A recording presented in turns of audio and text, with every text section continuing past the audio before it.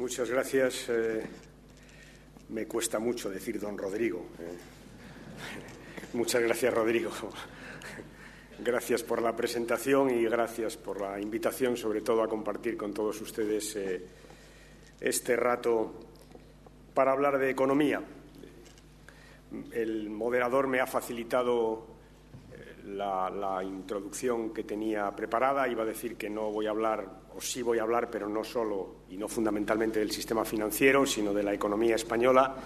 No podría perder esta oportunidad de hacerlo en un foro tan distinguido como este.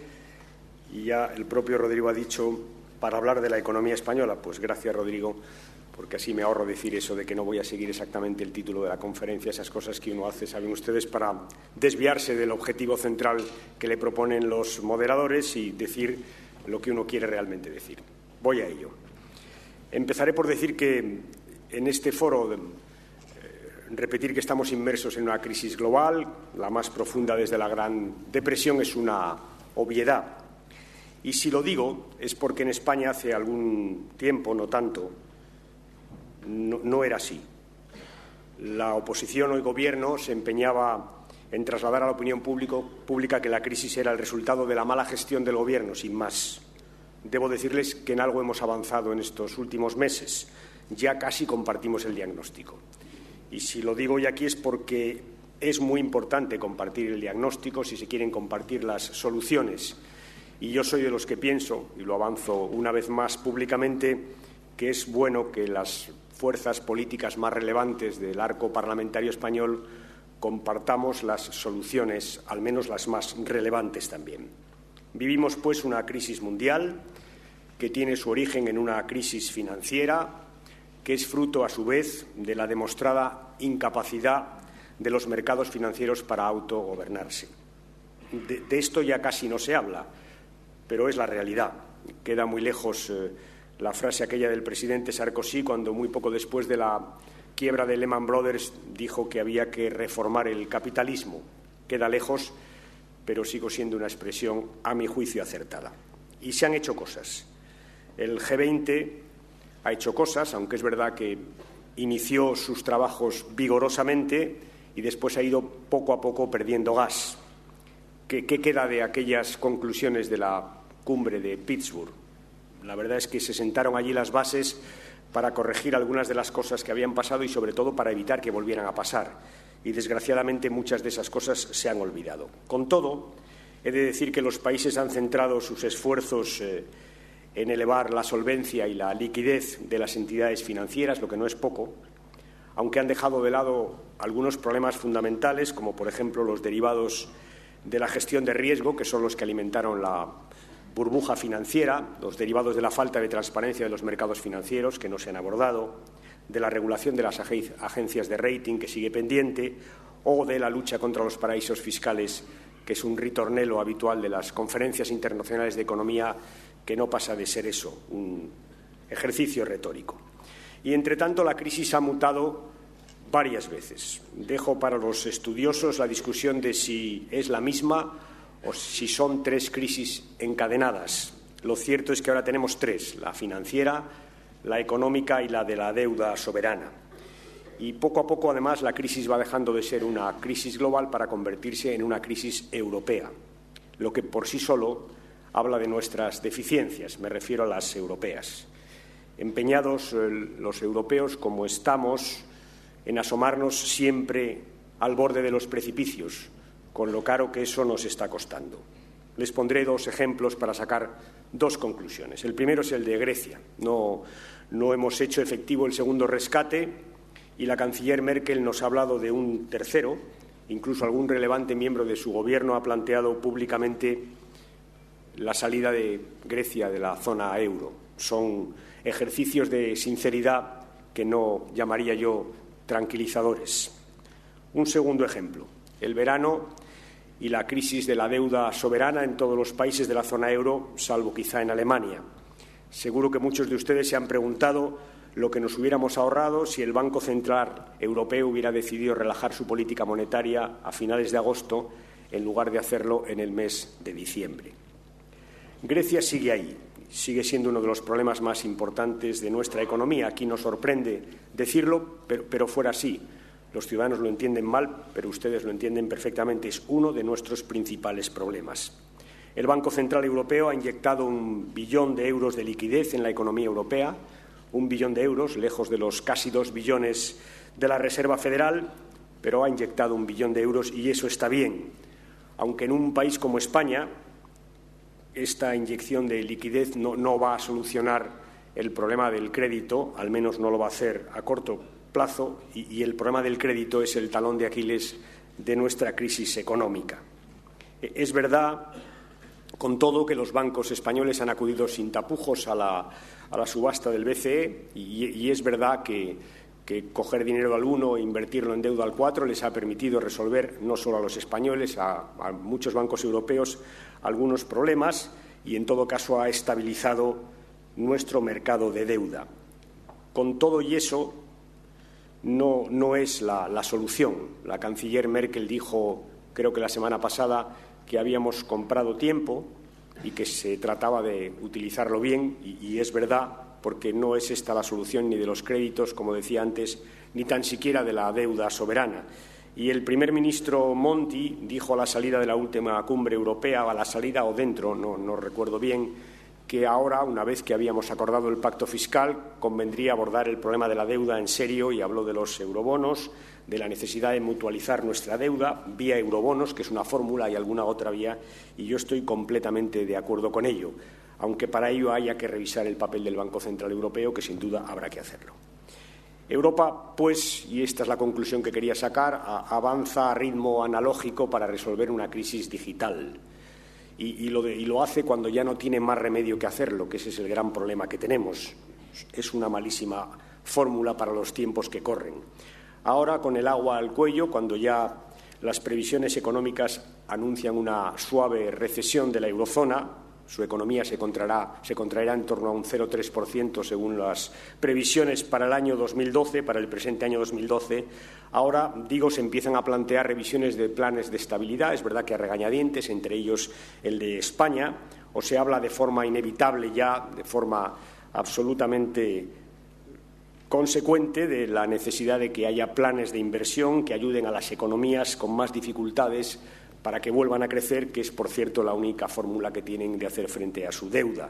Ambas actuaciones, las revisiones del plan de estabilidad de algunos países y la necesidad de poner en marcha un plan de inversiones europeo, estaban, si me permiten la expresión, cantadas ya en verano, cuando mes tras mes empezamos a reconocer síntomas de recesión en una buena parte de los países centrales de la zona euro. El Gobierno acaba de anunciar en esta lógica una revisión de su objetivo de déficit. No seré yo quien lo critique cuando llevo planteándolo desde hace algunos meses. Eso no significa que esté de acuerdo con la cifra, ni, por supuesto, que esté de acuerdo con la fecha de finalización del calendario de ajuste acordado en la Unión Europea.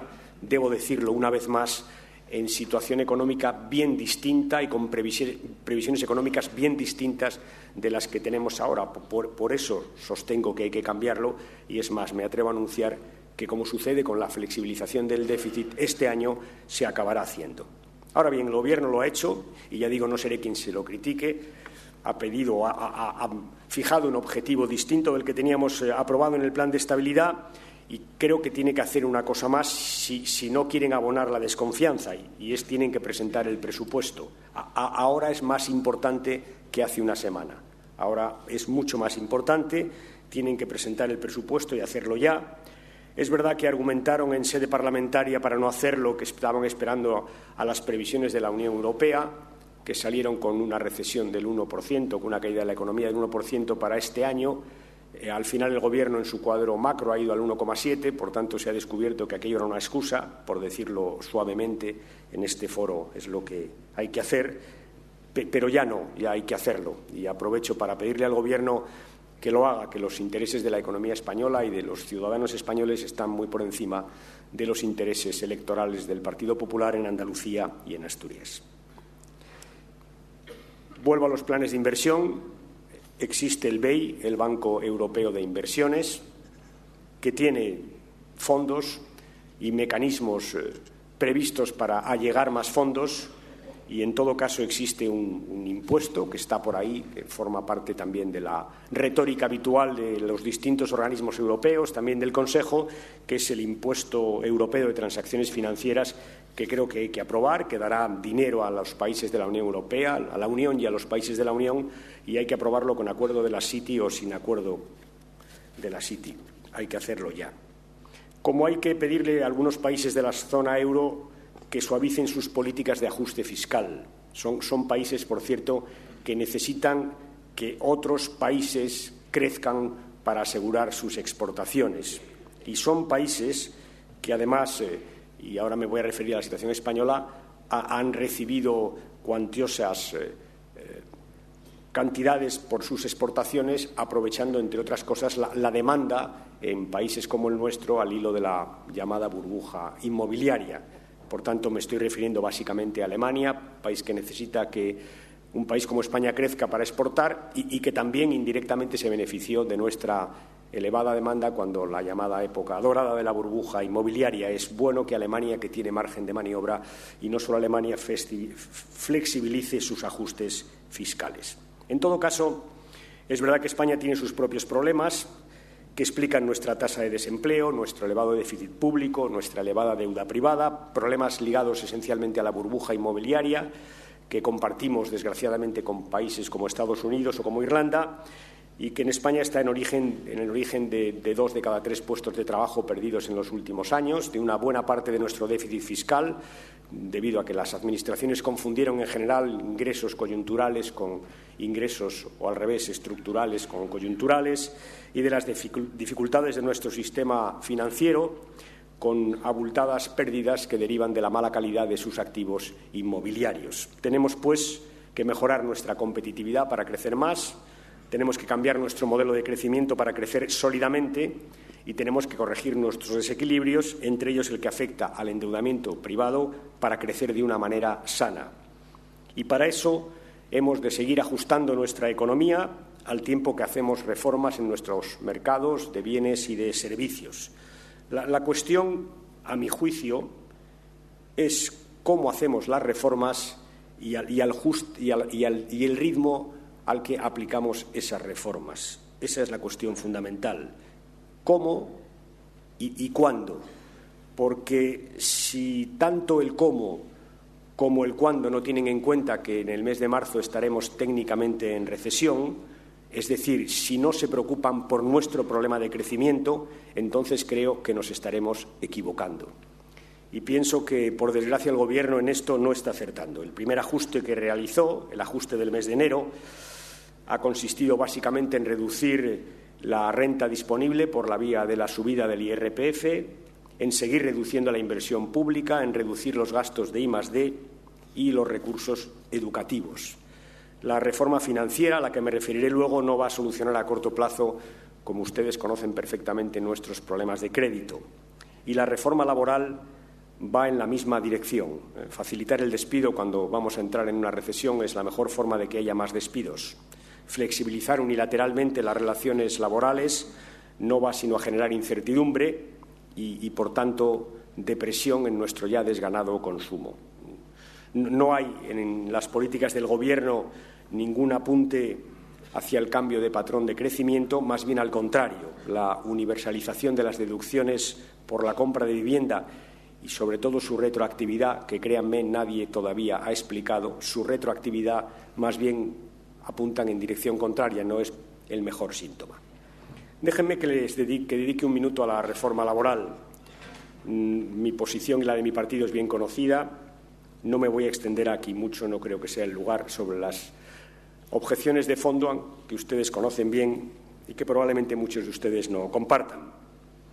Creo, sin embargo, que merece la pena destacar en este foro un aspecto que me permite profundizar en la tesis que vengo sosteniendo, y es que es una reforma que va a deprimir más nuestra economía y marcar las diferencias también de fondo que nos llevan a discrepar de esta reforma con el Gobierno. Y me refiero al tema de los salarios. Parece que hay un acuerdo generalizado sobre que España debe moderar sus salarios para ganar competitividad. No me gusta autocitarme, pero en el mes de agosto, en plena crisis de la deuda, me atreví a sugerirle a sindicatos y empresarios que hicieran un pacto de rentas para justamente mejorar nuestra competitividad y mandar un mensaje en esa dirección a los mercados financieros, en aquel momento especialmente alterados.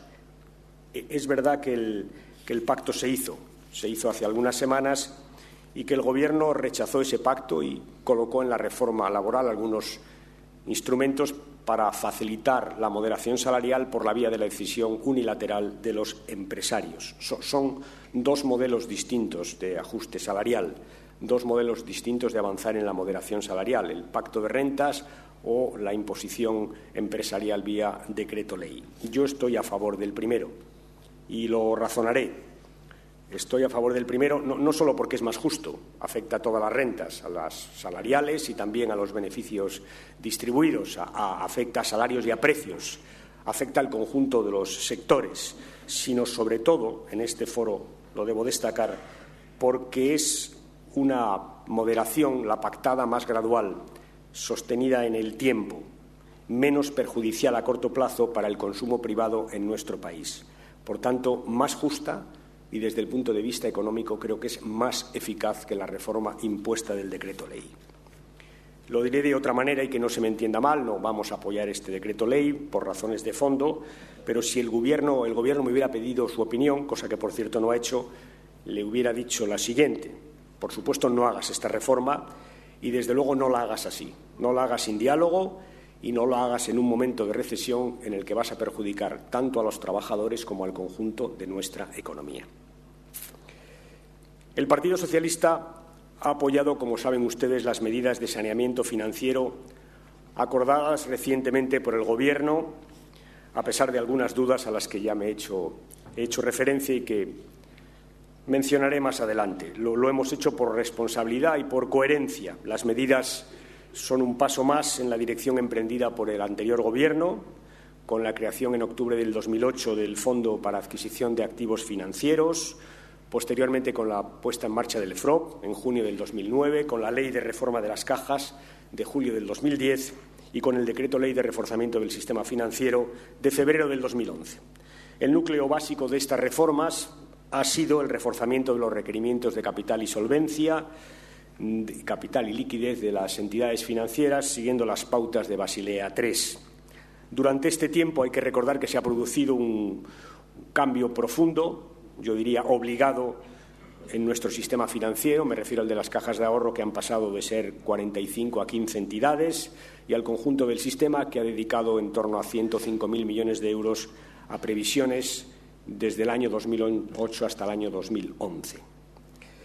El apoyo al decreto ley del Gobierno, quiero decirles que no es un cheque en blanco, que vamos a seguir, lógicamente, la evolución del crédito, que es lo que más nos preocupa, los procesos de fusión para garantizar desde la oposición, en la medida en que podamos, la transparencia y la eficiencia, y sobre todo vamos a proponer el reforzamiento de los mecanismos de supervisión y control, más necesarios que nunca si tenemos en cuenta el tamaño de las entidades financieras que van a quedar en el sector una vez que acabe toda su recomposición. Estaremos, pues, pendientes y muy pendientes de si se cumplen o no los objetivos de la reforma propuesta por el Gobierno y si no se cumplen, y ahora diré algunas cosas sobre ello, le pediremos al Gobierno que haga un enfoque más agresivo, por utilizar una palabra que al propio Gobierno le parece que le gusta utilizar. Permítanme recordarles brevemente los objetivos de esta reforma que hemos apoyado. Los socialistas son tres.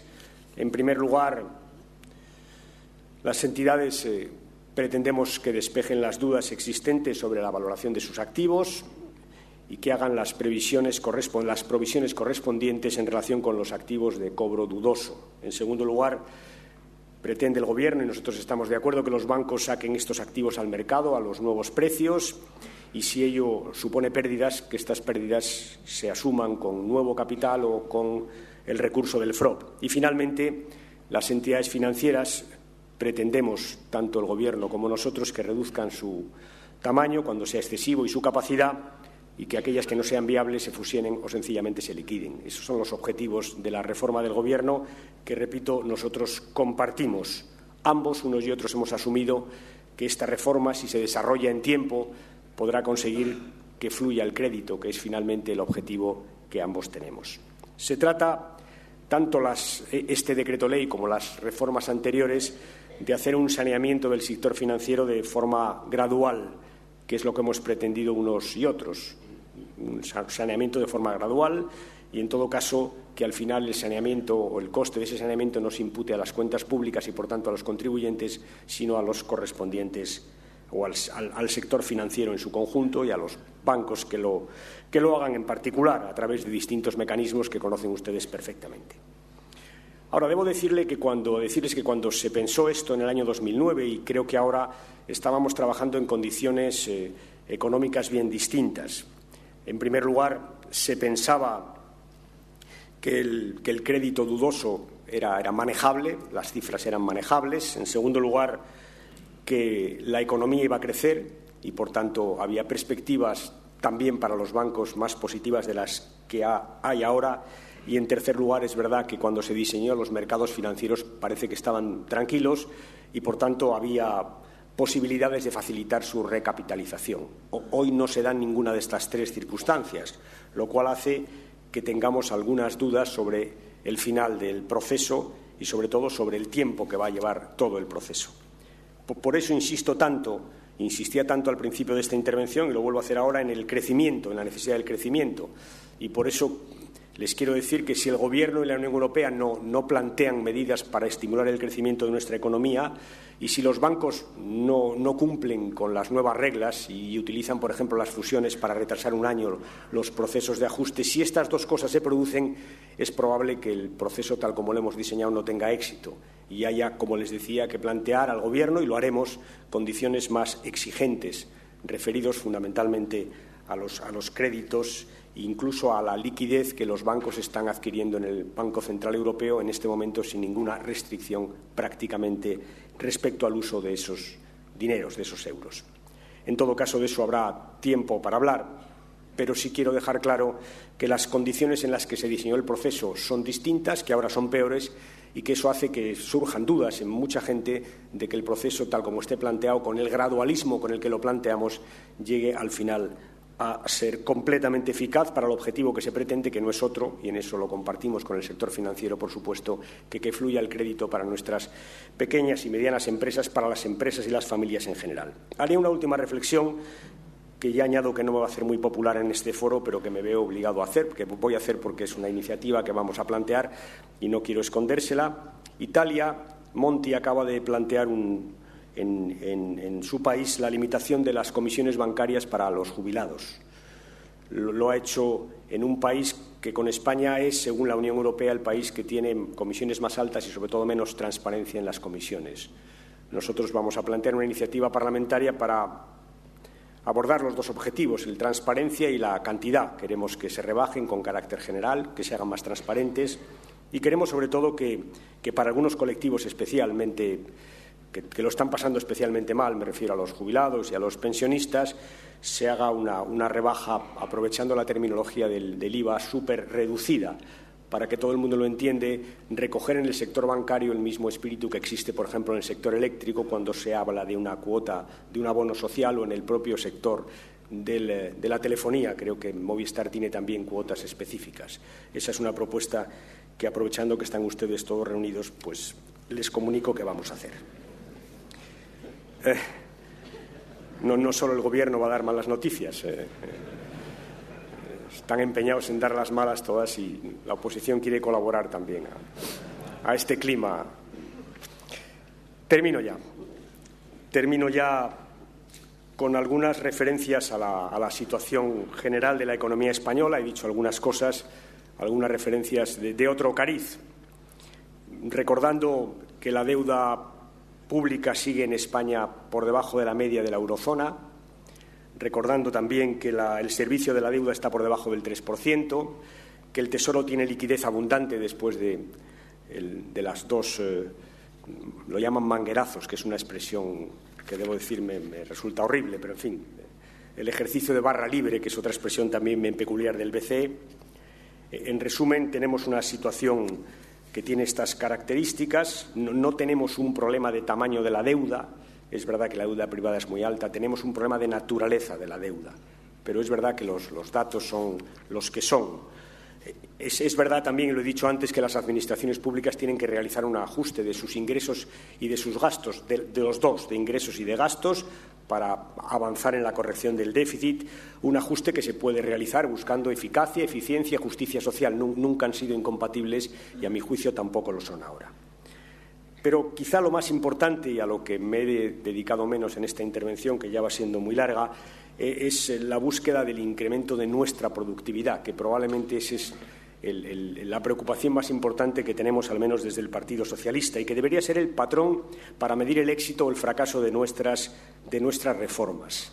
Debo decirles con todo que si miramos el pasado, ahora que se hace juicios tan severos de los últimos años, no me refiero a un solo gobierno, me refiero a todo lo que ha sido el desarrollo de la economía española desde el 95-96 hasta ahora, veremos que no han sido todo ejercicios baldíos y estériles, ni barras libres, ni cosas de estas. Hemos aprovechado, el país en su conjunto lo ha aprovechado para hacer inversiones, las hemos hecho, grandes inversiones en infraestructuras. Hemos mejorado nuestros recursos educativos y en los últimos años hemos triplicado nuestros gastos en I+D+I. Por tanto, algo hemos hecho para mejorar nuestra productividad y de hecho, algo han cambiado las cosas. Entre el 96 y el 2004, 2005, no quiero fijarme en la fecha porque no estoy tratando de hacer un análisis político, sino más bien de país, la productividad española subía en torno al 0,2%, que era la quinta parte de lo que lo hacía la productividad en Alemania o en Francia. Desde hace 3 años no es así. Estamos subiendo al 2,5. Es verdad que hemos pinchado la burbuja inmobiliaria, pero aún descontando el efecto burbuja, tenemos que decir que la productividad española ha mejorado al ritmo comparable con el que lo ha hecho en países como Alemania. Algo, por tanto, hemos hecho durante el tiempo del crecimiento económico, además de gastar más de lo que teníamos, que obviamente eso lo hemos hecho. Es verdad también que España es la única economía de la OCDE, junto a Alemania, que en estos años de crisis ha mantenido su cuota de comercio internacional, nos ha permitido ello reducir nuestro déficit exterior, ha mantenido su cuota a pesar de la irrupción de los mal llamados países emergentes. Y es cierto que si miramos la OCDE y sus datos, veremos que somos el segundo país que más ha mejorado la eficiencia en sus mercados de bienes y servicios, de forma que ahora estamos por primera vez en nuestra historia por encima de la media. Si digo esto es para tratar de dejar encima de la mesa, como explicaba hace un minuto, que algunas cosas hemos hecho bien en el pasado, que nos han permitido mejorar nuestra productividad. Eso no quita que, como vengo diciendo, quede mucho por hacer. Mucho. Ahora, ya les digo, y se infiere de lo que he comentado de la reforma laboral, que si fiamos todo el incremento de nuestra competitividad a los ajustes de salarios, yo creo que estamos equivocados. Estaríamos olvidando que el mundo, y los españoles en particular, pero el mundo en general prefiere los automóviles alemanes o los teléfonos finlandeses o prefiere los relojes suizos que ninguna otra cosa, que navegamos por Internet y que hablamos habitualmente por iPhone. Lo estaríamos olvidando y por tanto, se trata de avanzar en la productividad a base de investigación, de innovación, que creo que está en el título de estas jornadas, de educación, estas cosas que, por reiteradas también, no dejan de ser menos importantes. Creo que es por ahí por donde hay que ir, al margen de moderar salarios por la vía del acuerdo de rentas que defendí hace unos meses y que sigo defendiendo, como no, ahora también en la oposición. Y repito, y esto es lo que quiero dejar al final como resumen de la intervención que he hecho, debemos acertar no solo en la orientación de nuestras reformas, sino también en su planificación temporal, que esto me parece especialmente importante. No podemos quedarnos sin oxígeno en un momento crítico como este. Y por eso tenemos que ser muy cuidadosos en la sincronización temporal de nuestras reformas. Por supuesto, en el contenido de los ajustes, que tienen que ser justos, además de eficaces, justos, pero también con el ritmo. Tenemos que, por supuesto, alcanzar el equilibrio fiscal. No seré yo quien lo niegue. Lo que discuto son los ritmos a los que lo hacemos y cómo conectamos esas políticas de ajuste con las reformas estructurales que debemos de hacer. En resumen, trato de decirles que tenemos que preocuparnos por el crecimiento, por nuestro modelo de crecimiento, por cambiar nuestro modelo de crecimiento, hacerlo en sincronía con las políticas que, con toda seguridad, la Unión Europea va a poner encima de la mesa para estimular el crecimiento y hacerlo conjugándolo con nuestras reformas estructurales, no solo con las instrumentales, que son las que el Gobierno está abordando, sino con el conjunto de ellas. tratando por todos los medios de que nuestra política fiscal no lleve a la economía española a un círculo, lo contrario de virtuoso, vicioso, que retroalimenta la recesión y que finalmente se traduce en más déficit, en más desempleo y en menos crecimiento. Y nada más, esto era todo lo que quería decirles. Les agradezco mucho la amabilidad que han tenido al atenderme.